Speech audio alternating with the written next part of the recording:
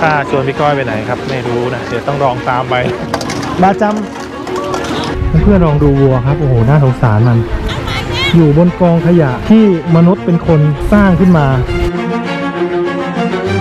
เลือกไม่ถูกเลยว่าอันไหนกุ้งอันไหนปลาหมึกอันไหนปลานะครับที่เนี่ยอาหารทะเลค่อนข้างจะสมบูรณ์กับเราแต่แบบอย่างที่บอกว่าทรัพยากรมันถูกทิ้งโดยที่แบบมันเยอะเกินอ่ะ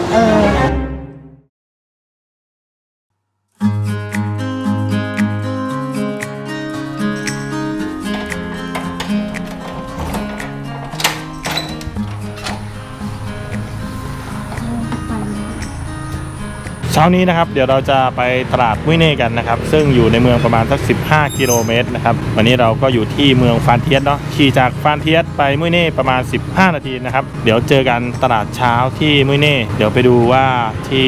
ตลาดมุ้ยเน่จะมีอะไรให้เราได้ดูกันบ้างแล้วก็ได้ชิมกันบ้างนะครับ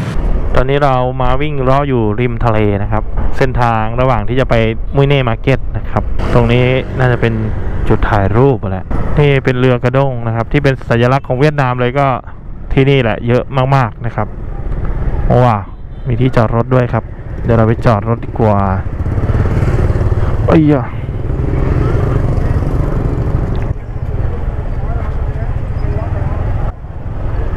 ตอนนี้เราก็เดินทางมาถึงตลาดปลาแล้วนะครับข้างหลังก็จะเห็นเรือพวกเรือกระด้งแล้วก็เรือประมงที่มาจอดเรียงรายเต็มไปหมดเลยนะครับข้างล่างก็จะมีการขายอาหารทะเลกันนะครับเดี๋ยวจะกินน้ำส้มก่อนเติมพลังก่อนที่จะลงไปเดินดูของทะเลด้านล่างที่ชายหาดที่มุ้ยเน่นะครับชินเจ้าเชียร์สามเยี่ยวอ่ะแก้วละหมื่น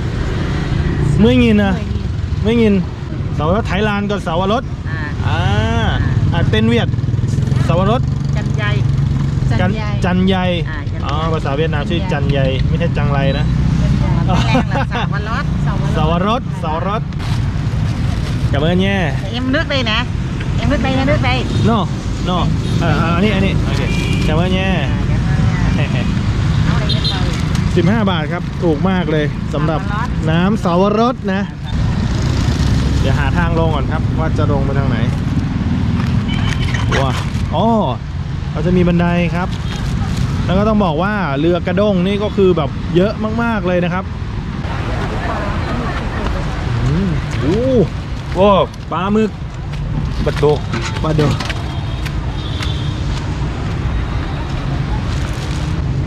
ล็อบสเตอร์ตัวแก่เลยเตอร์ครับตัวใหญ่มากๆครับอันนี้ก็จะเป็นเพิงนะขายครับล็อบสเตอร์ตัวใหญ่มาก5ตัว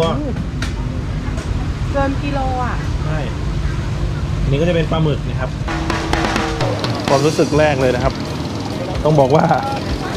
ขยะนี่เยอะมากๆนะครับคือมันเป็นพวกขยะพวกอวนพวกขยะพวกถุงนะครับคือต้องบอกว่าคนเวียดนามที่นี่เขาจะใช้ถุงนี่แบบว่าสิ้นเปลืองมากๆนะครับการใช้ถุงของเขาเนี่ยเวลาที่เขาขายพวกขนมนะพวกขนมพวกอะไรเงี้ยเขาจะใส่ถุงหมดขนมชิ้นเล็กๆก็ยังมีการพับถุงใส่ด้วยนะครับเกิดอะไรขึ้นกับก้อยไปดูอะไรก็ไม่รู้นี่เราบอกว่าเราฟังไม่รู้เรื่องมีกินหอยด้วยอันเติมหึมเติมหึมกินอะไรไม่รู้แม่ชวนไปไหนแล้วเนี่ยป้าชวนพี่ก้อยไปไหนครับไม่รู้นะเดี๋ยวต้องลองตามไปมีการรากไม้รากมือไปด้วยนะป้าก็ไม่กลัวน้ำเลย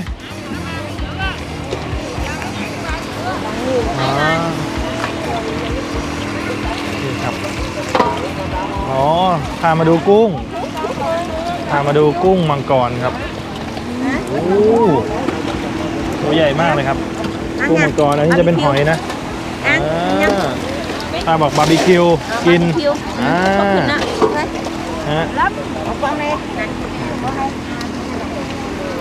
บ้าวเหี่ยวน้ำจันหมูกรอบ500,000 ดงครับประมาณ700 บาทแต่นี่ตัวใหญ่นะเนี่ยน้ำจันหมูกรอบก็ประมาณโลนึง500,000น้ำจำหมิ่นน้ำจันหมูกรอบน้ำจันนี่ไหนน้ำจันกองก็ได้ละ200 ไอจ 200 hết luôn. ำไอจำ 200. ไปเดี๋ยวเดินดูทางนี้ครับว่ามีอะไรกันบ้างตรงนี้เขาก็กำลังจะเทออกมาจากในตะกร้านะครับ จะเป็นตะกร้าเป็นอวนแหละมีอันนี้จะเป็นพวกปูม้าครับเนี่ยปูม้าทั้งนั้นเลยเนี่ย Anh ghế này ghế mới โอ้ vô โห đây. ถ้าเป็นบ้านเรานี่ผมจัดไปยำแล้วนะครับเนี่ยโอ้ตัวไซส์กำลังกินเลยครับ Nước vô mơ rất cùng nè. แล้วก็ในถุงนี้จะเป็นพวกปลาเล็กปลาน้อยนะครับเป็นปลาซิวปลาสร้อยนะมีปูเล็ก Ba rau đó nè. ๆแล้วก็มีพวกปลาทรายครับอยู่ในอวนนี่เขาก็จะขายกันแบบนี้เลยนะครับเพิ่งขึ้นมาจากเรือกระดงข้างหลังนี่เลยนี่ผมว่าสิ่งที่ผมเห็นเยอะที่สุดก็น่าจะเป็นพวกปูม้าครับอันนี้จะเป็นปลาไหลนอนตายอยู่อันนี้เขากำลังแยกนะครับคัดแยกพวกปูพวกกั้งพวกปลาเล็กปลาน้อยออกนะครับ ส่วนปลาหมึกเขาก็จะใส่เป็นถาดตัวนี้ไว้นะครับอันนี้น่าจะเป็นปลาไหลทะเลว่ะ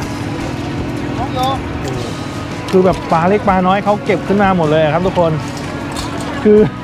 คือไม่รู้ว่ามันจะสูญพันธุ์หรือเปล่านะเนี่ยดูดิมันไม่ใช่ติดมาแค่ปลานะครับทุกคนมันติดขยะขึ้นมาด้วย ซึ่งขยะแบบมหาศาลอ่ะนี่ครับเลือกไม่ถูกเลยว่าอันไหนกุ้งอันไหนปลาหมึกอันไหนปลานะครับคือเต็มไปหมดเลยนะ Mù nấu ăn đây. นี่ป้าก็พยายามที่จะมาพยายามที่จะขายกุ้งล็อบสเตอร์เนี่ยเห็นไหมจะให้ Mù เรา nấu ăn nha. จะให้เราไปซื้อกุ้งล็อบสเตอร์แกนะ Khúc đi. นะคุก Lobster chiếc อ๋อล็อบสเตอร์ 300 một con. บาจัมเดี๋ยว 300 một con. บาจัมนี่300,000ผมว่าเนี่ยมันจะไม่ใช่แล้วเนี่ยต้องดูดีๆครับเดี๋ยวโดนเหมือนเมื่อวานอีกนะ Có ăn không? เนี่ยหอยตัวเล็กๆนี่น่าจะเก็บไปขายครับกินได้โอ้เนี่ยหอยเนาะเป็นหอยทะเลอ่ะเสียดายพวกปลาเล็กปลาน้อยที่เขาเก็บขึ้นมาเนาะปลาดาวนี่หอยอะไรไม่รู้ครับแต่ตัวเล็กนิดนึงข้างในเป็นตัวสีส้มๆครับแล้วก็อันนั้นน่าจะเป็นพวกปลาทรายครับเยอะมากตอนนี้ก็7 โมงเกือบจะ8 โมงแล้วครับคนเริ่มลงมาจับจ่ายซื้อของทะเลกันเยอะมากๆนะครับ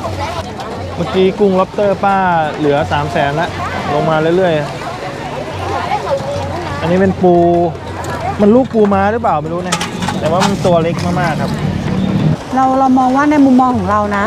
ที่เนี่ยอาหารทะเลค่อนข้างจะสมบูรณ์กับเราแต่แบบอย่างที่บอกว่าทรัพยากรมันถูกทิ้งโดยที่แบบมันเยอะเกินอ่ะ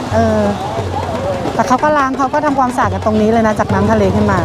ตรงนู้นไม่แน่ใจว่าเกิดอะไรขึ้นนะครับกำลังวุ่นๆกันเลยคนเยอะมากๆเลยมุมนู้นก็ตรงนู้นคนเยอะเดี๋ยวไปทางโน้นหน่อยเพิ่งขึ้นมาเลยครับมาเป็นถุงๆแบบนี้นะโอ้ปลาเล็กปลาน้อยเพียบเลยครับอันนี้จะเป็นปลาหมึกนะทุกคนมาเป็นถุงเลยอ่ะ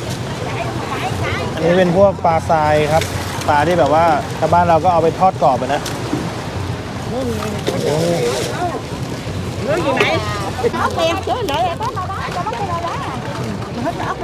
ป้า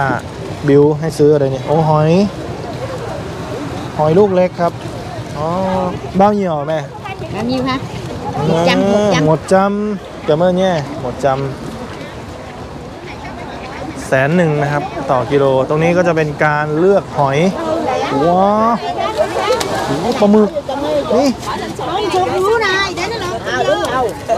เป็นเข่งเลยครับเพิ่งขึ้นมาเมื่อกี้เลยอ่ะเยอะมากๆครับดูครับเพื่อนๆดูครับกำลังจะชั่งนะครับโอ้โหไม่ใช่มีแค่นี้นะครับด้านหลังยังมีเข่งอีกนะครับคือขึ้นมาสดมากๆอ่ะตรงนี้จะเป็นหอยนะครับไม่รู้ว่าหอยอะไรนะแต่ว่า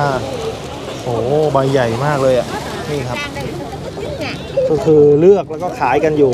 ท่ามกลางชายหาดนี่เลยนี่ซื้อขายกันเลยครับพอใจป้าบอกว่า200,000พอจ่ายไปประมาณ400แล้วครับ400แล้ว500 600 700 800แล้ว900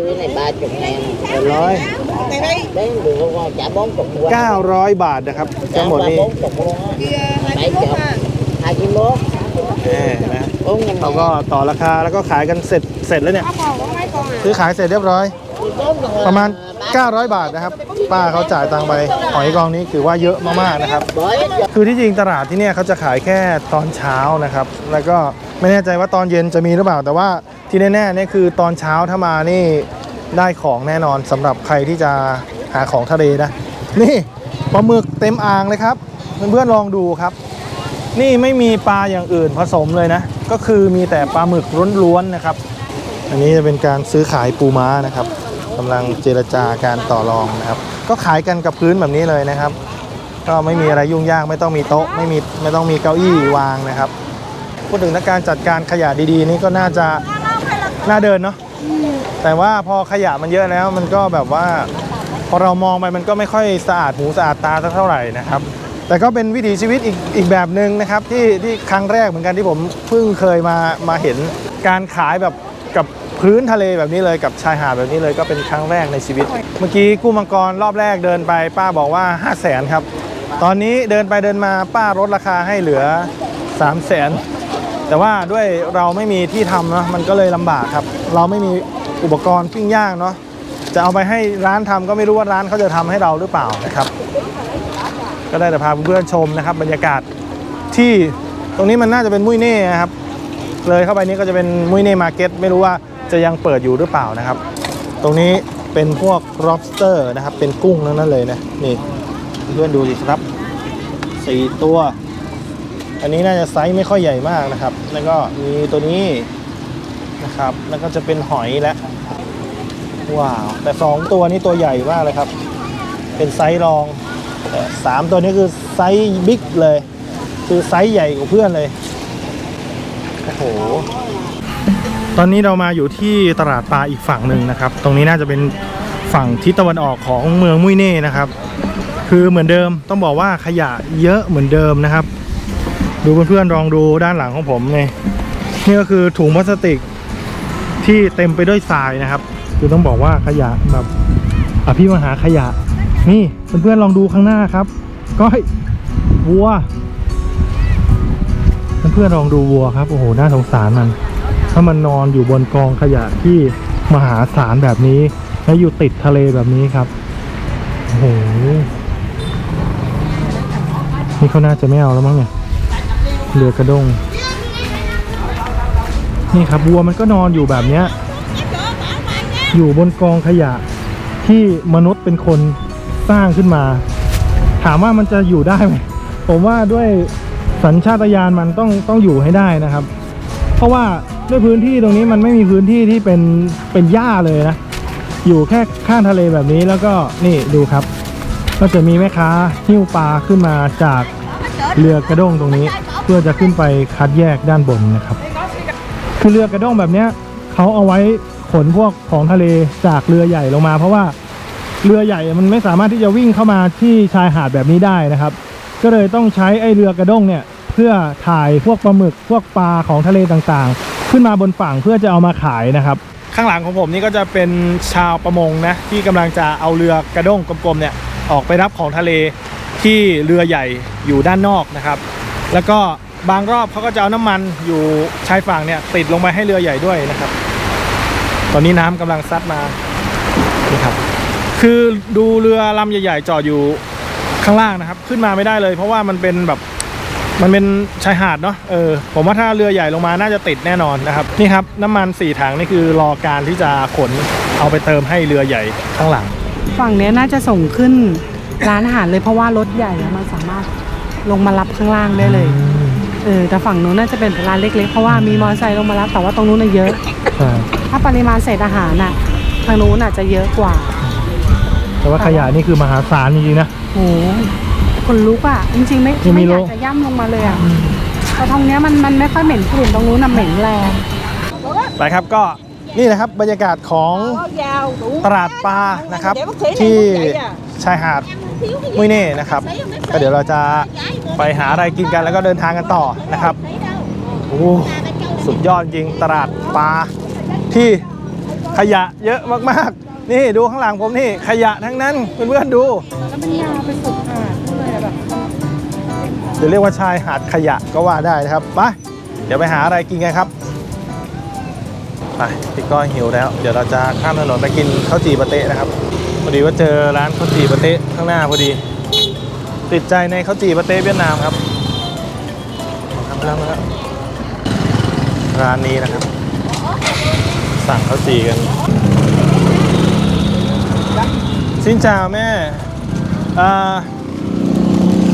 หมดโอ้อันนี้น่ากินมากเลยครับร้านนี้หอมปะนี่ทำไมร้านป้านี่แบบว่า เหมือนตุ๋นหมูตุ๋นเนื้อไว้ตลอดเวลาเลยครับ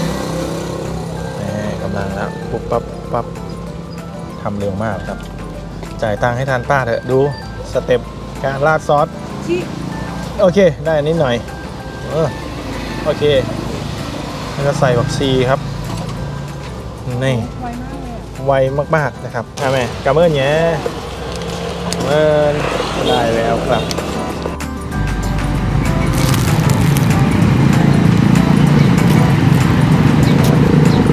เป็นไงรสชาติเจ้านี้ ป้าอร่อยอร่อยจริงอ่ะมีเผ็ดด้วย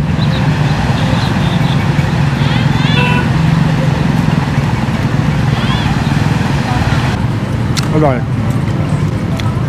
มีด้วยมากดดันทำไมแม่กินหรอก เอาจริงขนมปังข้าวจี่ปาเต้ที่ทางใต้ทางเวียดนามใต้เนี่ยรสชาติดีมากๆนะครับใครมาก็แนะนำเลยตอนเช้าช่วยได้แล้วขนมปังเขาจะกรอบแล้วก็เขาจะอังไฟไว้ตลอดเวลานะครับรอบหนึ่งเคยไปกินที่ทางเวียดนามเหนือรสชาติมันแปลกๆไงไม่รู้ครับแต่รสชาติทางนี้ถูกปากคนไทยนะผมว่าโอเคเลย